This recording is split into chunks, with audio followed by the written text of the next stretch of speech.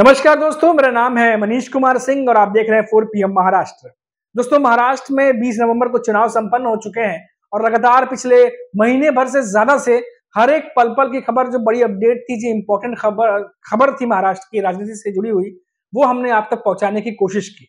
तमाम विधानसभाएं भी कवर की, लेकिन 18 तारीख को, जिस दिन प्रचार का आखिरी दिन था, असली हाई वोल्टेज ड्रामा तो उसके बाद शुरू हुआ, जब बीजेपी के नेता विनोद तावड़े विरार में जो है पैसों के साथ पकड़े गए। ऐसा आरोप लगाया गया।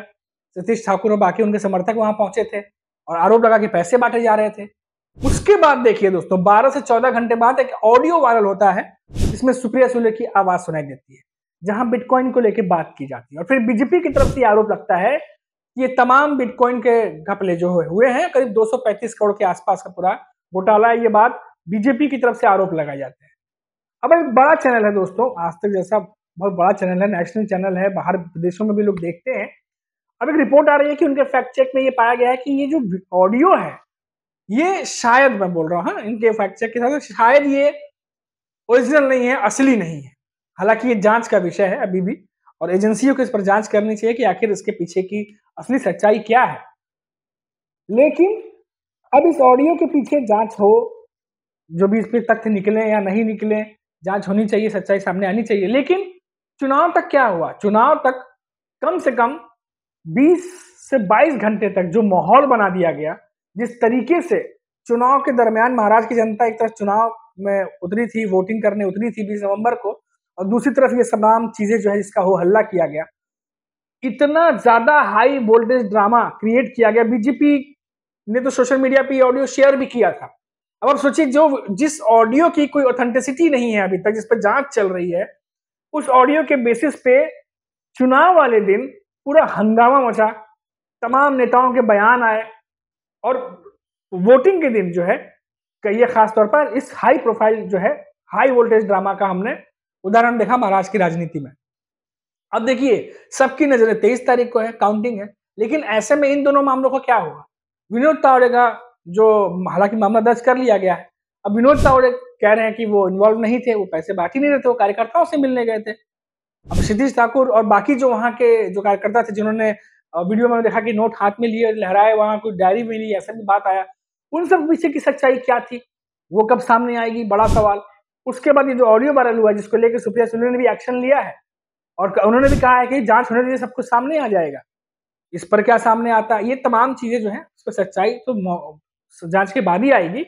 लेकिन जो बीजेपी की तरफ से किया गया, जिस तरीके से माहौल बना दिया गया, कहीं ना कहीं अब ऐसा भी हो सकता है कि विनोद तावड़े से संबंधित जो खबर थी, वो इतना ज्यादा तूल पकड़ ली थी चुनाव के दिन, कि ऐसा ना हो कि कहीं उस खबर को थोड़ा कम करने के लिए ये ऑडियो जो है वो सोशल मीडिया पे शेयर किया गया और उसको भड़काया गया, बढ़ाया गया। ये भी हो सकता है पॉसिबिलिटी। हालांकि अब कुछ कह नहीं सकते इस पर, खास जो रिपोर्ट्स आ रही है उनके बेसिस पे मैं बता रहा हूँ आपको तमाम चीजें। अब यहाँ पर बात ये उठती है कि वोटिंग हो गई, अब तमाम चीजें जो घटी वो घट गई। 19 और 20 तारीख को ये जो 2 दिनों में घटनाक्रम सामने आया महाराष्ट्र में, इसमें तमाम नेताओं को एक ही, एक कहिए कि एक ही इसमें लपेट कर रखा हुआ है। अजीत पवार का भी बयान आता है ऑडियो पे, सुप्रिया सुले का भी बयान आता है, तमाम जो बाकी के नेता उनका बयान भी आता है।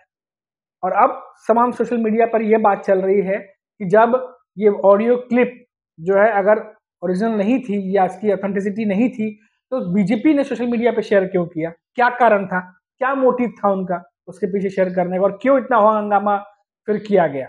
ये अब तमाम बातें जो हैं वो हो रही हैं। हालांकि जांच का इंतजार हमें भी है कि आखिर जांच में निकलता क्या है। अब ये जो पूरा मामला है दोस्तों, अब ये जांच के अंदर है, लेकिन 23 तारीख को जो है वो काउंटिंग होगी। अब काउंटिंग को लेकर के सबका इंतजार है कि रिजल्ट क्या होगा। वहीं शिवसेना की तरफ से ये कहा जा रहा है, लगातार हमने देखा कि जब से पोल्स आने शुरू हुए हैं, एग्जिट पोल्स, तब से महायुति की सरकार तमाम जो पोल्स बनाने वाले हैं वो बना रहे हैं महाराष्ट्र में। अब ऐसे में शिवसेना जो यूबीटी पक्ष, उनकी तरफ से कहा गया कि जो पोल्स हैं वो आजकल सिर्फ मनोरंजन के विषय है, सिर्फ उस पर मनोरंजन लीजिए और देखिए, हकीकत से वो बहुत दूर है। ये बात यूबीटी पक्ष शिवसेना की तरफ से कही जा रही है, उद्धव ठाकरे की पार्टी की तरफ से कही जा रही है। यानी एनडीए गठबंधन का मानना है, यूबीटी पक्ष का यह मानना है कि 23 तारीख को जो फैसला आएगा वही सही होगा। एग्जिट पोल्स जो है वो सिर्फ मनोरंजन के माध्यम रह गए, उससे बढ़कर कुछ भी नहीं है।